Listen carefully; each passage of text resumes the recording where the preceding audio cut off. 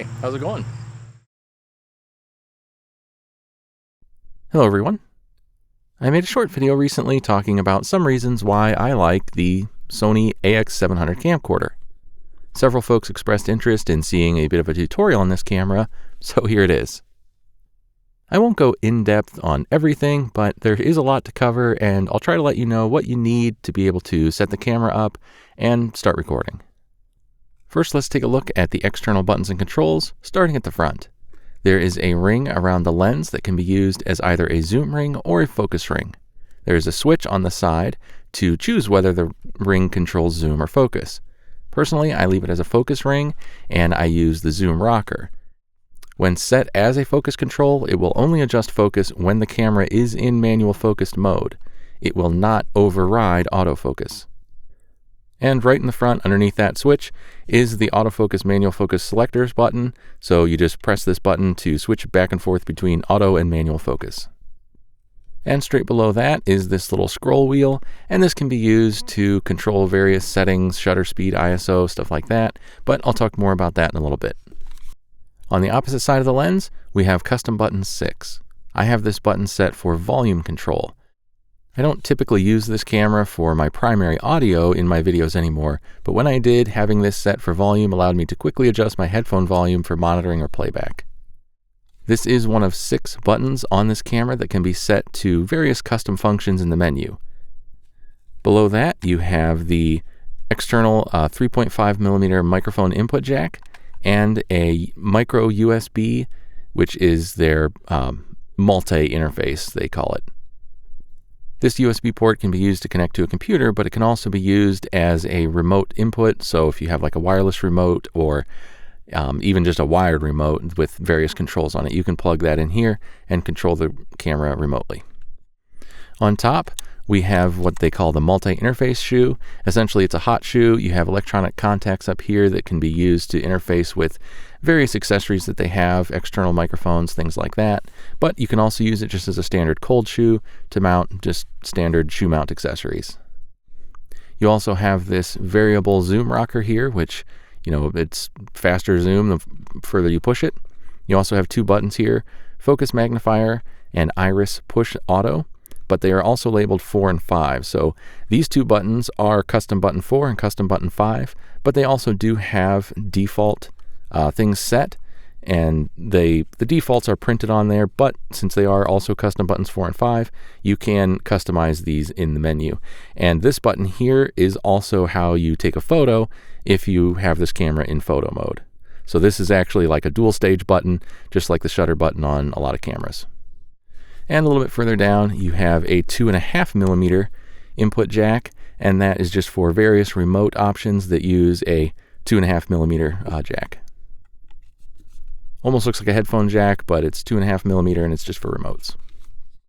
On the back, we have a power and battery charging indicator light. We have a little directional joystick that you can also press in, and that is how you control most of the menus. You go through the options, you can select and choose things, adjust settings. Joystick is used for a lot. You have the recording start-stop button. You have a full-size HDMI port. You have the power input and battery charging input plug. Over here, you have the switch for the built-in ND filters. And here you have an auto manual switch. The ND filter switch has 4 positions. All the way down is off. Then positions 1, 2, and 3 are 1/4, 1/16, and 1/64 ND, respectively. The auto and manual switch here is kind of a global auto manual setting. When it's set to manual, you can control just about everything on the camera manually. When you flip it up to auto, the camera controls almost everything automatically. A lot of the options in the menus get grayed out, and there's very little that you can control manually. The camera does it all for you. You also have a viewfinder, electronic viewfinder here that you can slide out, and you can use it horizontally like this, or you can flip it up to use it at an angle. And you can see when you pull this out, it automatically turns the camera on, just like flipping the viewfinder or the display open also turns the camera on and off. And when you push it back in, it turns the camera back off. Moving on to the left side of the camera, this is where it gets a bit more involved. Right under the hinge, you have the menu button, and that just opens and closes the menu. Then you have your 3 exposure control buttons right here. You have iris, which is the same as the aperture. You have ISO/gain. So, with a lot of cameras, what a lot of people is probably familiar with is ISO setting. A lot of video cameras call it gain. It's essentially the same thing. You're just controlling the gain of the sensor, to adjust your exposure. And you have your shutter speed button. In auto mode, these exposure buttons don't do anything, but in manual mode, each of these buttons allows you to adjust that respective setting. When you press one of these buttons, it highlights it on the display, and then you can adjust the actual setting either with the joystick here or with this little rotary knob in the front here. You can actually just turn that to adjust that setting. When one of the settings is selected, like for instance right now I have the aperture selected, or the iris, when that is currently selected, if I press that button again, it actually puts that control into auto, and you can see, well, it might be a little tough to see, but you can see there is a little A right next to the aperture setting right now because that is now in auto. But if I press that button again, it highlights it again, and now it gives me control back, and I can once again manually control it however I want. Pushing one of the other buttons will move the setting over to the other one, the other control, without putting the last control back into auto. So if I have the iris selected and I make an adjustment, if I press it again, it actually puts it into auto. But while it's highlighted, if I make an adjustment and press one of the other controls, it moves over and selects that, but does not put this back into auto. Also, if I have one of the controls selected and I make an adjustment, I can actually just press in on this little joystick to deselect that and lock that setting in place and not put it back to auto. So if I want to make an adjustment without putting it into auto, I can press the button, I can make an adjustment, and then I just press in on the joystick and it locks that setting in. All right, and moving on past the exposure buttons, you also have a host of other buttons here, as well as a headphone output jack. The thumbnail button just switches in and out of playback mode whenever you're not recording. So if you want to view your videos, pictures, whatever, you just press the thumbnail button and it switches to playback mode. Slot select selects one of the 2 memory card slots. It switches back and forth. So if, like right now, if I had 2 memory cards in there and I wanted to switch from recording on memory card A to recording on memory card B, I would just press slot select and it would switch over to the other memory card. And then when I start recording, I'd be recording on the other card. However, that is all assuming that you do not have simultaneous or relay recording turned on. Those modes use both cards, so the slot select button does not do anything if you have either of those modes turned on. There is a power button here, which quite simply just allows you to turn the camera on or off when the display is flipped open. The display button just cycles through different levels of display on the screen. The white balance button only works in manual mode. When the camera switch back here is in auto, white balance is purely automatic and there's no way to adjust it, so the white balance button doesn't do anything. However, in manual mode, pressing the white balance button cycles between auto white balance, 2 custom white balance settings, and a third option which you can pick in the menu. I currently have the third option set as a manual color temp mode.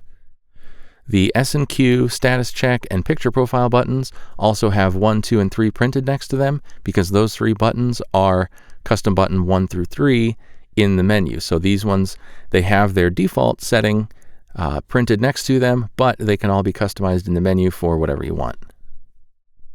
I left these all at default, and the default options are pretty handy, so I'm just going to go over what each of these buttons does in the default, which is printed on this camera. S&Q stands for slow and quick, and pressing that button allows you to switch in and out of the slow and quick mode or the super slow motion mode if you have that option enabled in the menu. The S&Q button only works when the camera switch back here is in manual.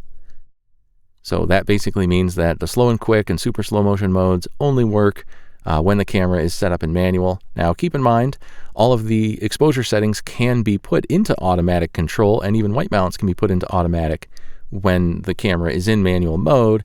So it's not like you necessarily have to fully control everything manually when you're using that, but the main mode auto manual switch has to be in manual. The picture profile button, however, does work in auto and manual, and pressing that allows you to switch between either turn it off and just let the camera control all of it, or choose between one of 10 different fully customizable picture profiles.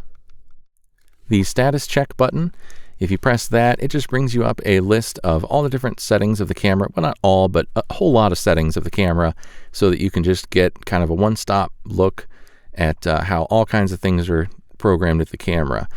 Total amount of space remaining and total size of whatever memory cards are in there, battery life, how the autofocus is set up, white balance, color, how all of your custom buttons are programmed, and just a whole bunch of things, audio settings, audio levels. So pretty handy feature.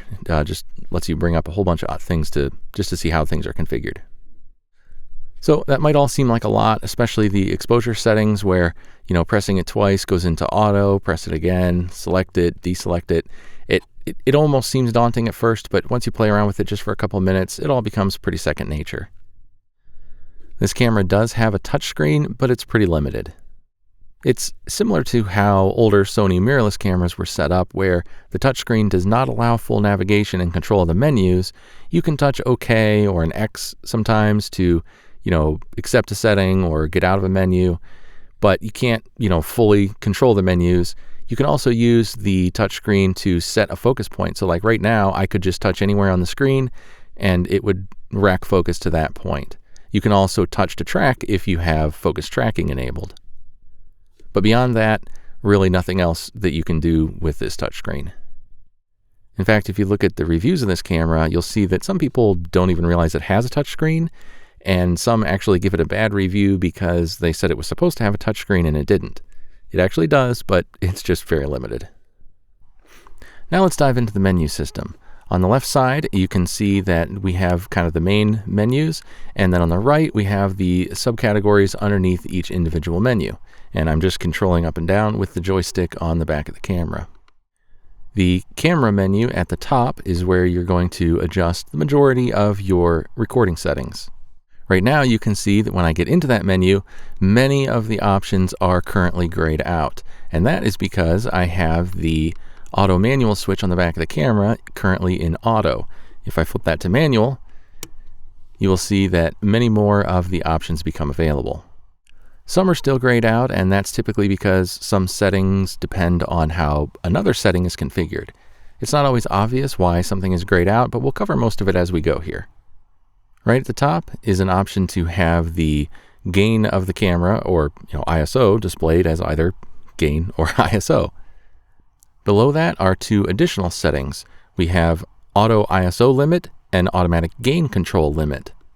And you can see that currently auto ISO limit is grayed out, and that's simply because we have the camera set to display as gain, not ISO. And if I switch this to ISO, now all of a sudden it's showing auto ISO limit as available and automatic gain control limit is turned off. So one of these two options will always be grayed out depending on what you have this setting set for. Whether you choose ISO or gain is mostly a matter of what you're more comfortable with.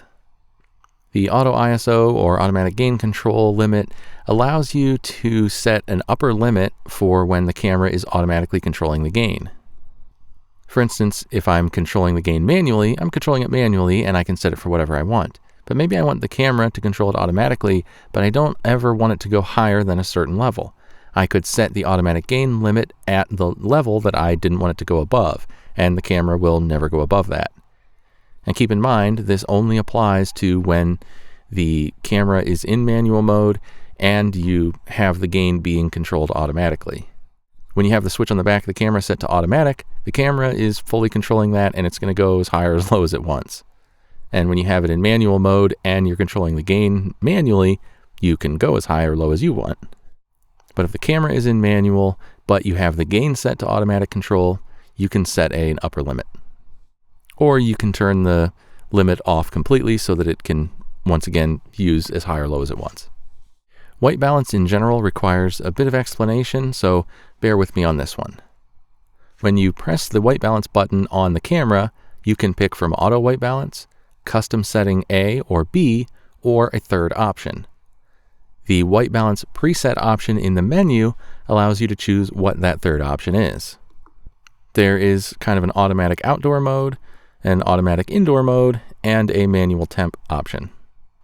I currently have the white balance set to manual temp, but again, that's not saying that that's necessarily what the camera is using. That's telling which of those options is showing up in the list when you press the white balance button on the side of the camera. White balance outdoor level just allows you to apply a slight offset up or down to the outdoor setting, which again would apply if you had this outdoor setting picked and you had selected that in the menu on the side of the camera when you press the white balance button. White balance temp set is where you set the temperature, the custom color temperature, when you have it set to manual temp here. This one here that just says white balance set, that is where you go to set the A or B custom white balance. So let's actually take a quick look at how that works. If we come back to looking at the record screen here, if I press the white balance button, you can see down at the bottom we have our options here. And right now it's set for a manual temp mode, which I have in the menu set to 4600K. But if I use the joystick here to scroll through the options, I also have custom setting A and custom setting B.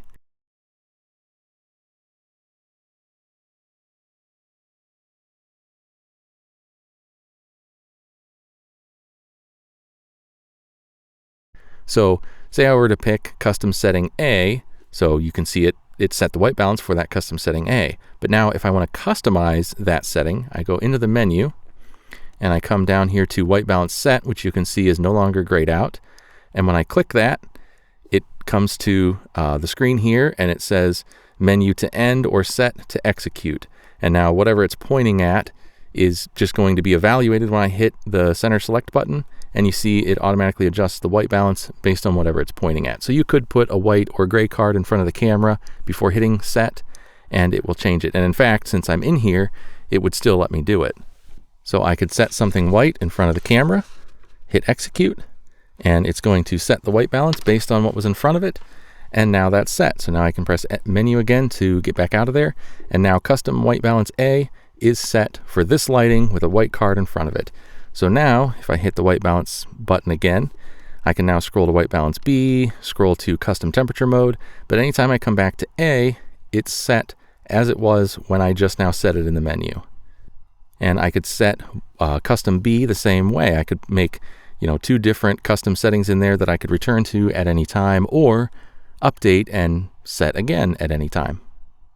Auto exposure shift is just an exposure compensation option, but it only works when at least one of your 3 exposure controls here is set to automatic. Right now I have them all in manual, so if I come in here, the option to turn it on and off is grayed out because I don't have any of my exposure settings in manual or in auto. They're all blocked in manual. But I can change the level here and I can offset up or down. And then once I, pick an offset, say I were to say, okay, -1 EV. Well, now if I were to put any of these exposure settings into automatic, I could come back in here and turn this on, and it would kind of always bias the automatic exposure level -1. D-Extender is a digital extender.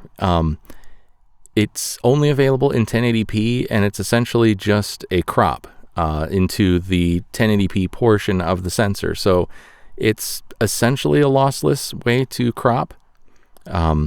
And it's just you can crop in on the 1080 part of the sensor, and that's all it is. It's essentially a digital crop or digital zoom, but theoretically lossless because you're just cropping in on the 1080 portion of the sensor rather than using the whole thing. Zoom set just lets you choose between optical zoom only, optical zoom plus clear image zoom, or optical zoom plus digital zoom. Speed zoom is just an option that if you turn it on, the maximum zoom speed is increased. So, if you are zooming in or out at full speed, it would go faster if you had speed zoom on, but it will also make a little bit more noise, and you have just a little bit less, fine control of the zoom because the maximum is higher. So, just a couple trade-offs there. If you want faster zoom, you can get it, but you're going to get a little bit noisier, which really would only come into play if you're using the internal microphones, but it still could be a consideration. And you might have a little bit less fine control of the zoom speed because the max is higher. Steady shot in the menu, that just lets you choose between the different stabilization settings. We have standard, which is optical stabilization only.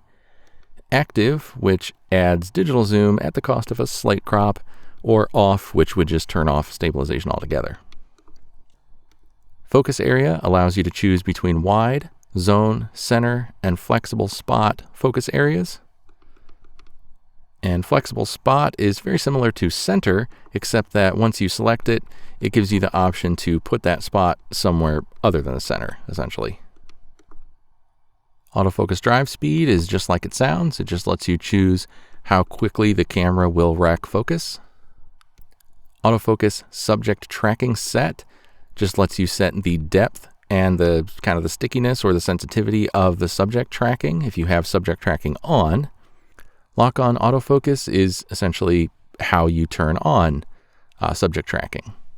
If lock-on autofocus is off and you are in wide area autofocus, tapping on the display will make the camera shift focus to the spot where you tapped and stay there. If lock-on autofocus is set to on, when you tap a spot on the screen, the camera will attempt to identify the subject or object you tapped on, lock onto it, and track it around the frame. It's a little primitive compared to the latest and greatest mirrorless cameras, but it works. So if I just touch on the head of this little bumblebee statue, it will detect that subject and it will try to track it. And you can see it's tracking it through the frame. The box, and there it lost it. It's not perfect. I think something got in the way. And it refound it. So let me try and get a little bit more directly on the head. Okay, so there's the head of it. I can move around. It will track that subject through the frame. And you can see on the display there's a little finger with like a little X. If you touch that, it just cancels the tracking. And you're back to just standard wide area autofocus. Face detection is just what it sounds like. It's face detection. If you have that on, the camera will try to detect faces and focus on them. Slow and quick is how you set up the slow, fast motion, and super slow motion settings. Under slow and quick, you can choose whether to basically turn it on, what recording format it should pick, what actual frame rate it should pick. So right now, I have it set to record at 60 frames per second, but output at 24 frames per second. So I'm getting about, just under 50, or just over a 50% reduction in speed with that setting. If I were to click execute, it would just take me back to the recording screen and be ready to start recording that way. Super slow motion, same kind of thing. You can pick the frame rate and then you can pick the actual output. So, at 960 frames per second is what it's recording at, but it's outputting 1080p 24 frames per second. So that's, quite a lot of slowdown. And then again, when you hit execute, it will switch back to the recording screen and start that. And again, all this stuff you can also access via the S&Q button on the side of the camera.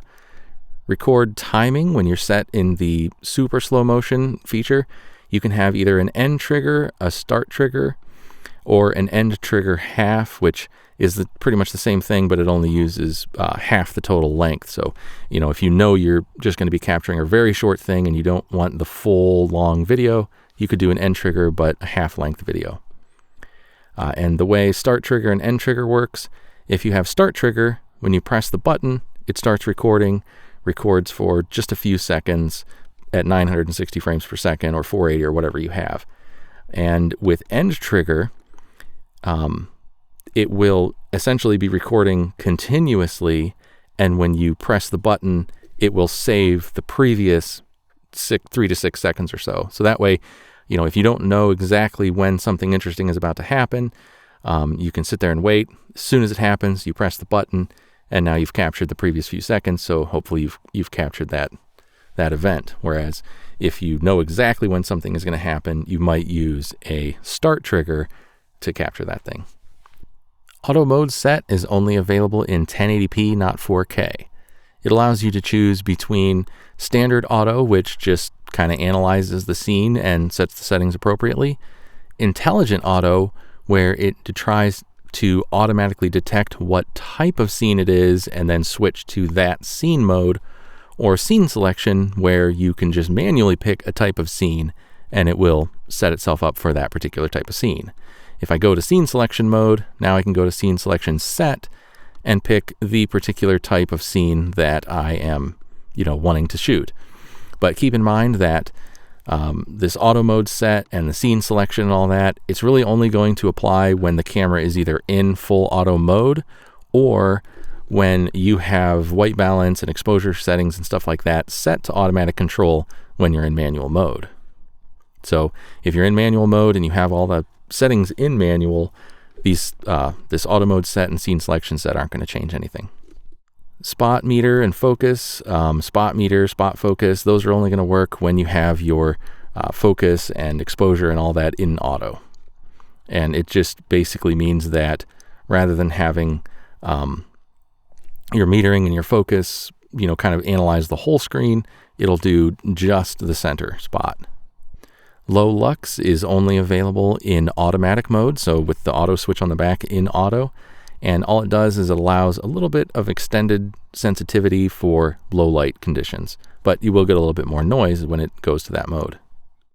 Auto backlight is a feature where the camera will try to detect if the subject of the frame is backlit and try to compensate for that automatically.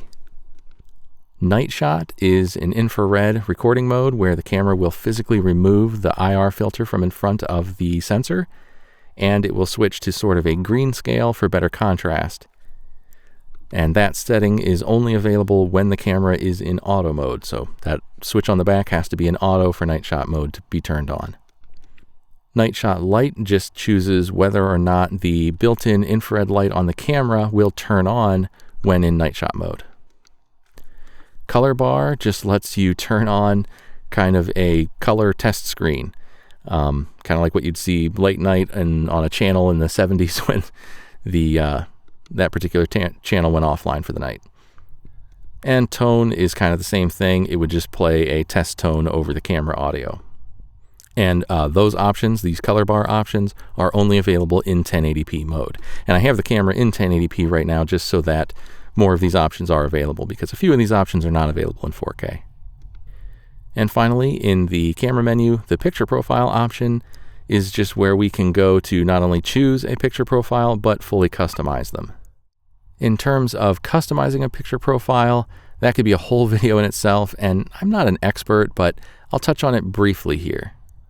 When you choose a profile, you can select it and come in here and go into the settings for that profile. Black level, black gamma, and knee all allow tweaking of the contrast and brightness when it comes to blacks. Gamma is the gamma profile, and this camera has lots. For me, Cine 1 seems to offer a good balance of dynamic range and noise. Since this is a relatively small sensor and only 420 8-bit color, I don't typically use S-Log 2 or 3, but they are there and they're fine to use in good lighting. This camera also has multiple HLG profiles, which are HDR profiles. Color mode lets you change the color profile. Standard and cinema are typically fine for me and for what I do, but once again, there are lots of color options to choose from, so you definitely have your pick of plenty of options.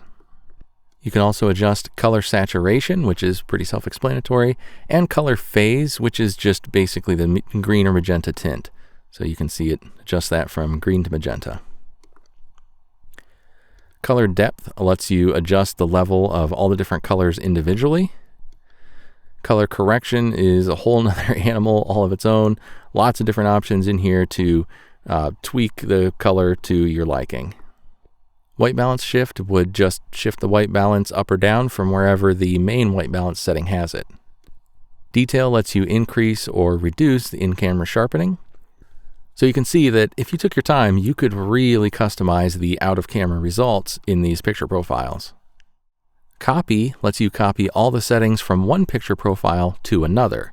So if you have a profile you really like and want to just tweak it a little bit for different uses, you could copy the settings from one to another and then adjust from there without messing up the first one or having to start from scratch. Reset puts the current profile back to its defaults. So that's the camera menu. Next is the recording menu. Here you can switch between photo or video mode, And I'll be perfectly honest, I don't know that I've ever taken a photo with this camera, but you can do it. You have a dedicated photo button on the camera, and I'm sure it takes perfectly good photos. Record set lets you pick the file format, record format, and more. Under file format, you can see we have AVC HD, which is just a particular recording standard, HD only, 1080p. XAVC-S HD, which is an H.264 MP4 format at 1080p. And we have XAVC-S 4K, which is H.264 MP4, but at 3840 by 2160. Once you've set your file format, you can come down to recording format, and you can pick your frame rate and bit rate for the recording. Simultaneous and relay recording is where you come to pick how the memory cards are handled. Off is where it's just going to record to a single memory card, and you can switch back and forth between the two memory cards with the slot select button. Simultaneous recording will record whatever you're recording to both memory cards at the same time so that you have some redundant backup.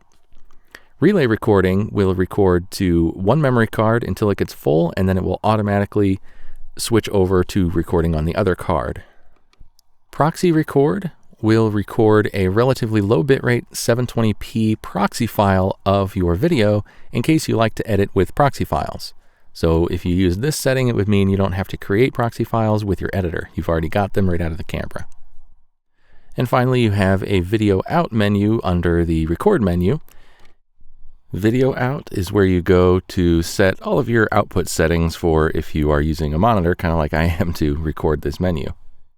Output select decides whether to use the viewfinder and LCD panel of the camera or external output only when recording in 4K. So when you're recording in 4K and you start recording, the camera will not use the LCD and an external display. It's one or the other, and here you pick what it is. So essentially you're picking which one's going to turn off when you start recording in 4K. So if you have an external viewfinder hooked up and you start recording with the camera, will the external display turn off when you start recording, or will the viewfinder or LCD display on the camera turn off? So that's what you're picking there. HDMI output sets the resolution. You can either have auto, or you can have a range of different options depending on exactly what you want to output over HDMI. 24p output, you can either set that as 24p or 60p output. Down convert type doesn't really matter if you are outputting to a widescreen or 16:9 source or device.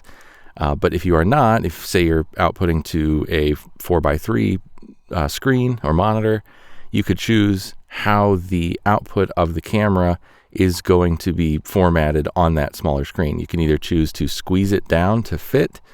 You can choose to just do a letterbox where you'll get black bars top and bottom, or you can do edge crop where rather than squeezing it, it just cuts off the edges. Here you can choose whether to output time code over HDMI or not. And here you can choose whether to allow remote control of the camera over HDMI. Some devices will have the option of starting and stopping recording remotely over HDMI. And here's where you can either turn that feature on or off. The next menu down is the audio menu. At the top you have volume, which is pretty simple. It's just going to let you adjust the volume of the internal speakers and headphone output. You have AVC HD audio format, and that just lets you pick what format the audio is recorded at when the record mode is set to AVC HD. When you're set to either of the two other modes, the XAVC-S, it's just recorded at linear PCM. Audio record level is just how it sounds. It lets you set up the recording levels for the microphone. You can either set the level to manual or auto, and if it's in manual, you can set the recording level. Internal mic wind just turns on and off an automatic wind reduction mode with the internal microphones. Mic select just lets you choose what microphone is being used. You can set it for the internal microphone, a microphone that might be connected to the electronic shoe mount, or the stereo mini mic, which is just the 3.5mm mic jack. Or you can set it to auto, which would let the camera automatically choose a microphone based on what was connected. Audio output timing, you can choose live or lip sync.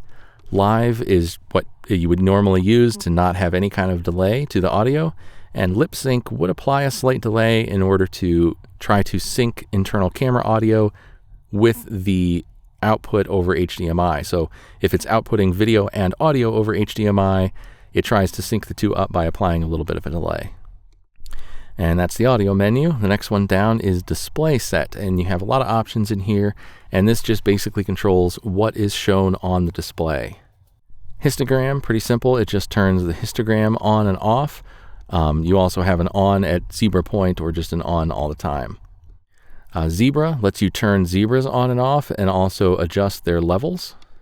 Peaking lets you turn focus peaking on and off. It lets you set the color and lets you set the sensitivity. You have low, middle, and high sensitivity for peaking. Phase autofocus frames just chooses whether or not the autofocus frames show on the display, such as center, zone, or wide area frames. It would just put a box on there that showed you the autofocus area. Phase detect autofocus area on. That decides whether or not to put a larger box on the display that shows the area of the sensor that has phase detection capability. So it would just kind of let you know if you're in, if your subject is within this box, you're in the phase detect portion of the sensor. If you're outside that box, you're in contrast detect only mode or area.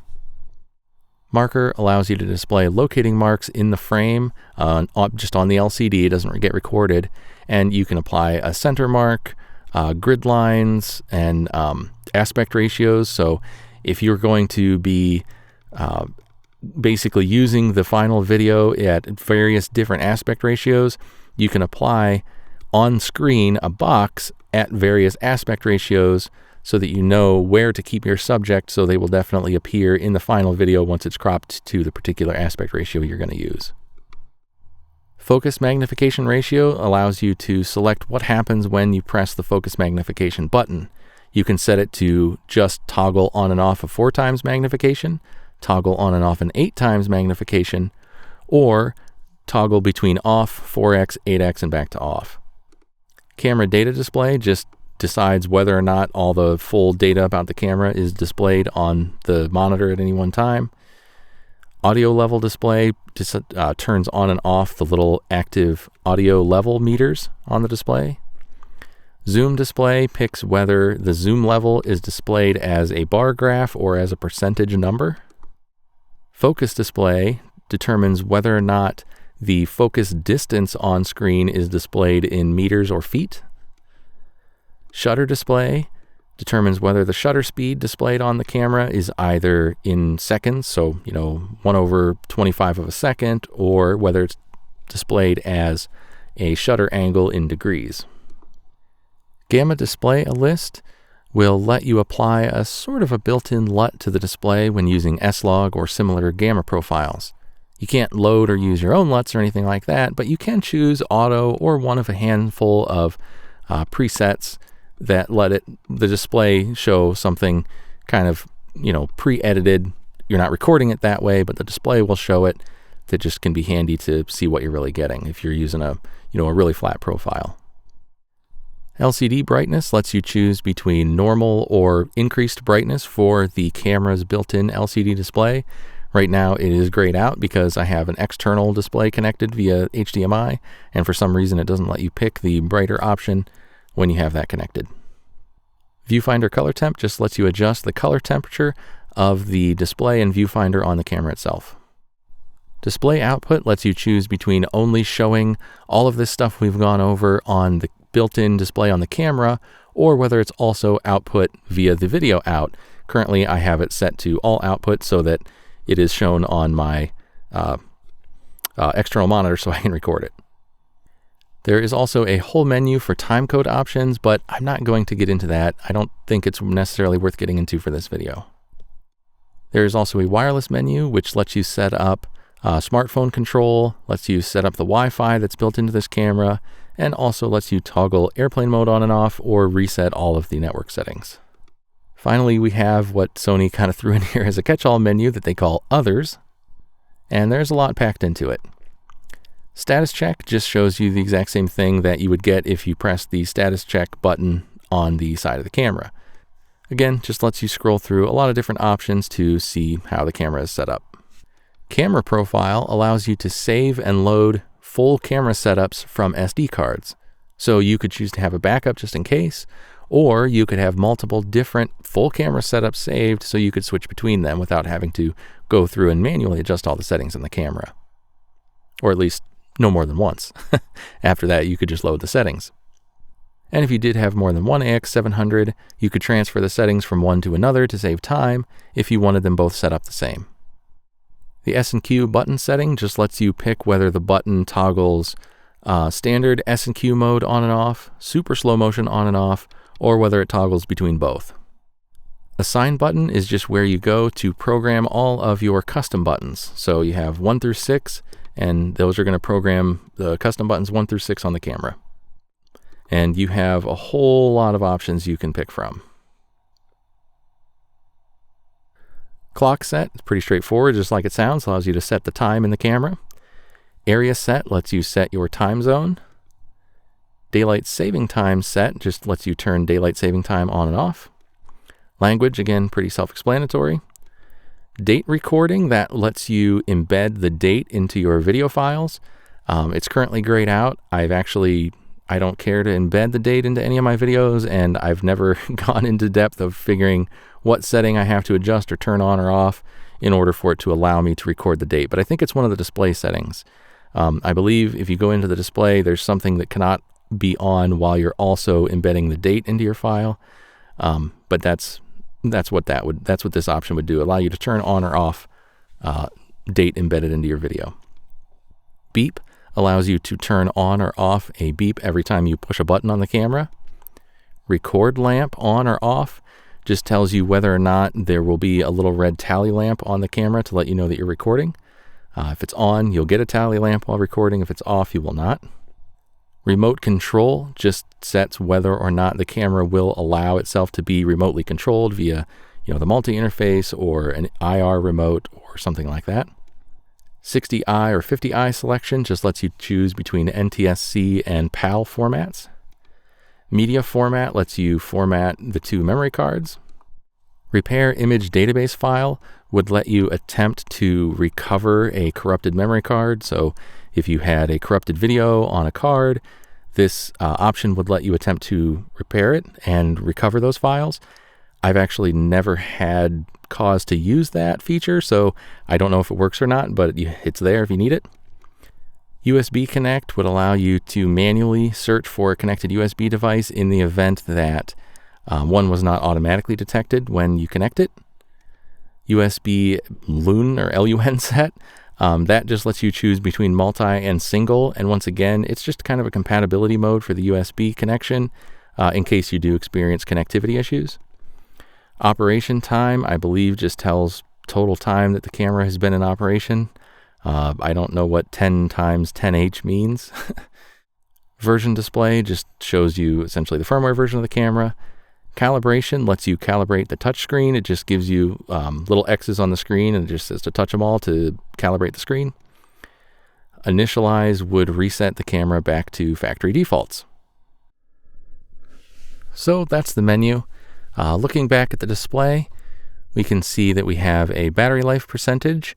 We can see that one memory card is detected in slot A. The camera is currently in standby, so it's not recording. We currently have 108 minutes of recording time left on memory card A at the given current record settings, which are XAVC-S, 1080p, 24 frames per second at 50 megabits per second bitrate. It's kind of hard to see right here, but we do have the camera is in standard stabilization mode. Face tracking is on. We are currently set for picture profile 1. The aperture is f3.7.